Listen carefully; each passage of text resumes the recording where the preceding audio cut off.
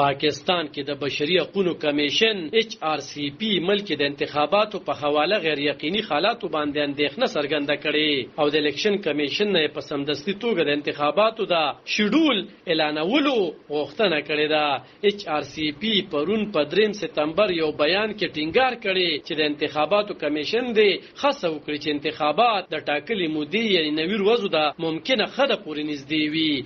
خلقه بندیان دي په پوری ډول وکړي شي او حلقه بندي دي د انتخاباتو د نور زندولو لپاره بهانه جوړ نه کړی شي. الیکشن کمیشن په 18 اگست ویلو چې د 16 دسمبر پورې به نوې حلقه بندیان کولی شي او دغه اعلان سره سم پاکستان کې د انتخاباتو ټاکلي مودې نه پرستو کېدو پوښتنې راولاړ شي وي. دایني چارو پوخان په وینا کله قومي سملې د وخت څخه مخکې تخلیل شي نو بیا عام انتخابات با 90 ورځو کې دننه کول وي او کو چری سملی په خپل وخت تخلیل کیږي نو بیا به دستور تر مه انتخابات په 70 ورځو کې دننه کول وي. د پاکستان تیر قومي سملی د وخت نه وړاندې تخلیل یا ماته کړی شوی و.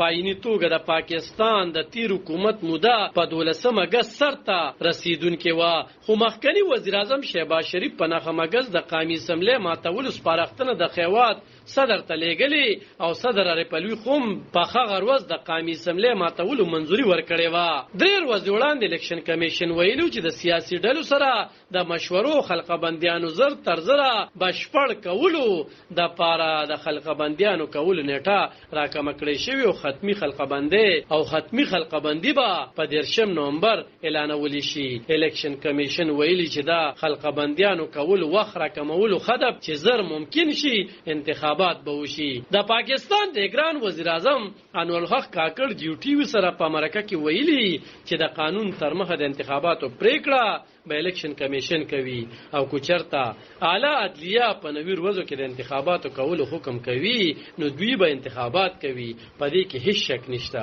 د بشري حقوقو کمیشن په خپل بیان کې په ملک کې سیوا کیدونکو اړیګړي د تحریک لبیک په سیر انتخابي خیاړه ډلو راپورته کېدو او خیبر پختونخوا کې روانه ترهګرۍ باندې هم اندېښنې څرګندې کړې دي. علب خان شیرپو دلبر نیوز 400